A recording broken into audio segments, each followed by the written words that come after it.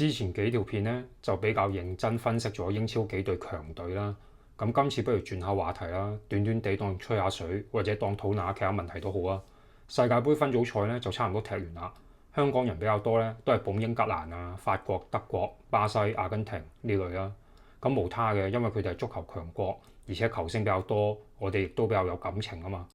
但係其實咧喺呢堆國家拎冠軍之前咧，烏拉圭咧就已經拎過2次世界盃冠軍啦。而且如果你細心啲去睇烏拉圭國家隊嗰件衫咧，你會發現咧其實佢哋有4粒星喺上面嘅。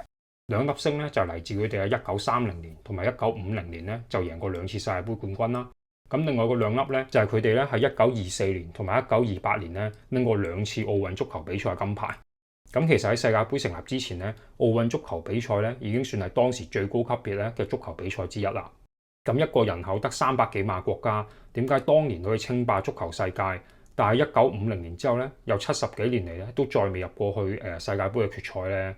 其實當你研究呢個問題嘅時候咧，你會發現呢個答案咧原來同全球化咧係有關。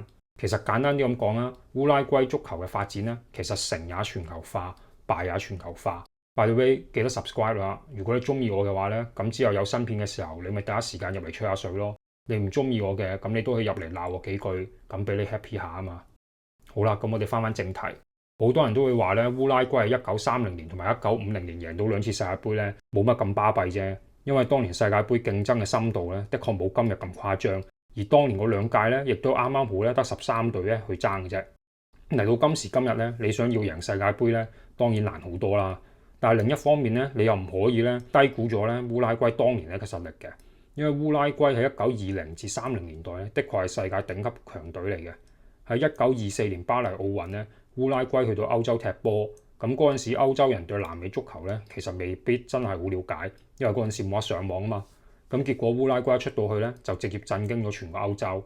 佢哋嘅踢法當然就唔係傳統英式踢法啦，靠兩邊斬波啊、身體優勢啊或者高蹺大棍咁去衝嘅。咁當時烏拉圭嘅踢法咧，其實咧都似係南美嘅踢法，就係靠短傳咯，球員技術同埋互相走位。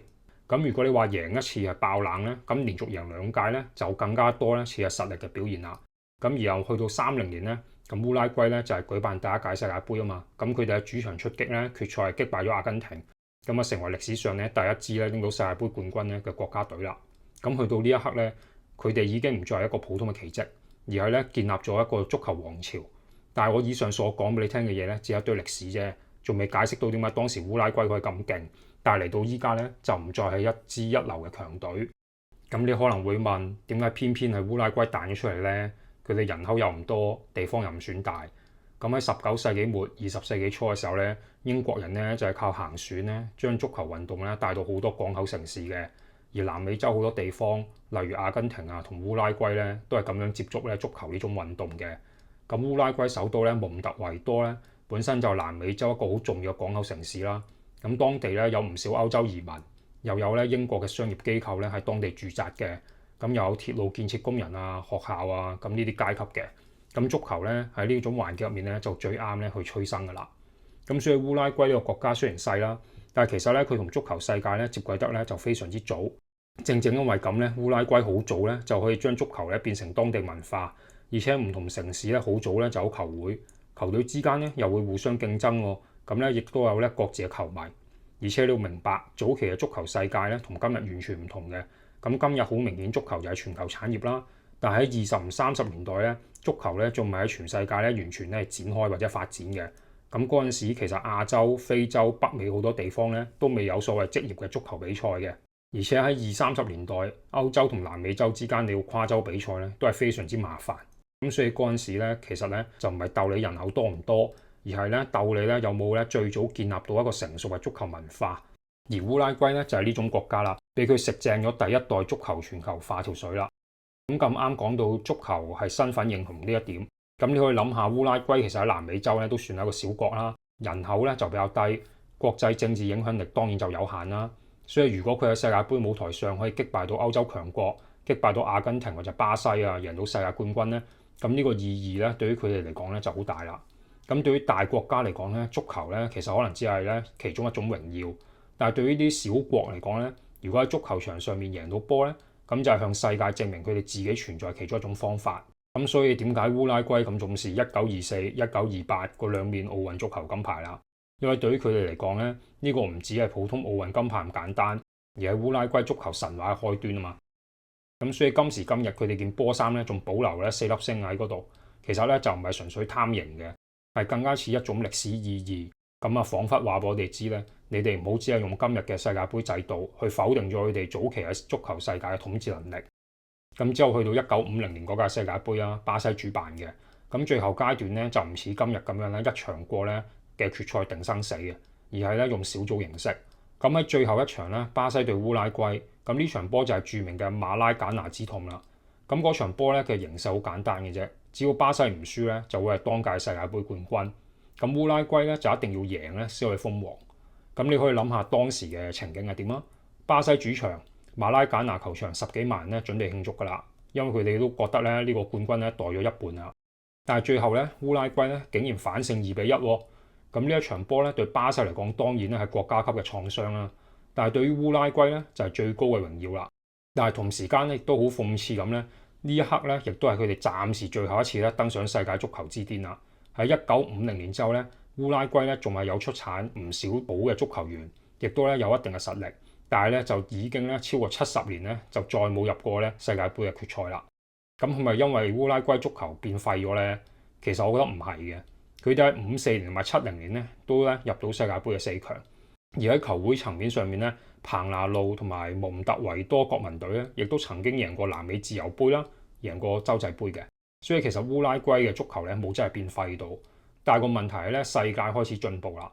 首先就巴西崛起啦，球王比利嘅出現咧就帶領巴西喺1958年咧第一次贏到世界盃，之後喺62年同埋70年咧巴西都贏到世界盃。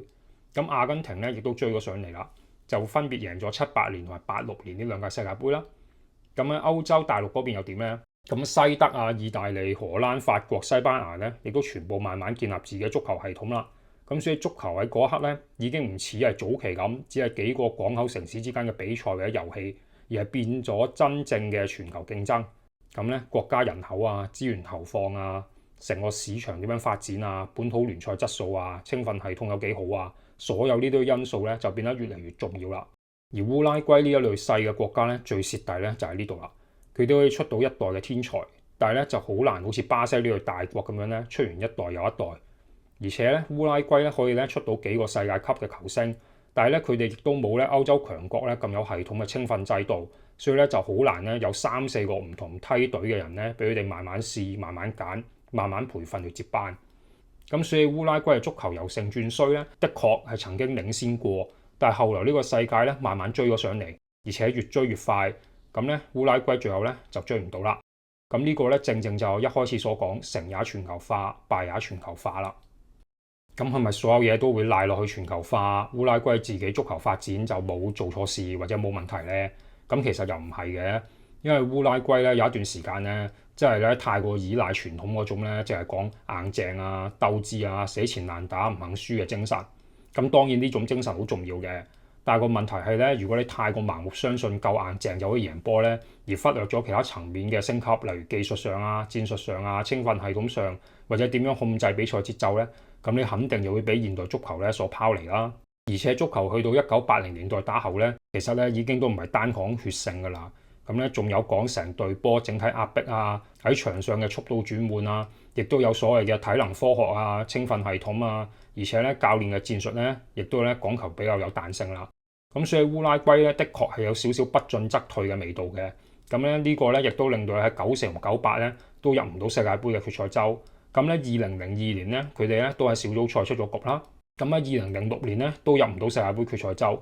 咁對於一支曾經贏過2次世界盃冠軍嘅國家嚟講咧，呢段時期咧可以話真係谷底啦。咁咧直至咧要去到咧教父之稱嘅泰巴尼斯出現啦。咁佢咧就幫烏拉圭國家隊咧由青年隊到成年隊咧重建咗一個系統啦，亦都建立咗一套更加清晰嘅球員發展方向。咁簡單啲嚟講咧，就係球員咧可以全球化，但係個身份咧就要保持本土化。咩意思咧？咁因為烏拉圭啲小國家咧，你唔可以阻止全球化，令自己好嘅球員咧出去揾食噶嘛。但係咧，你同時間去確保咧，每個出咗去歐洲揾食嘅球員翻嚟國家隊，佢哋都要認清楚自己就係烏拉圭人，亦都知道咧自己咧係為緊同一支國家咧效力嘅。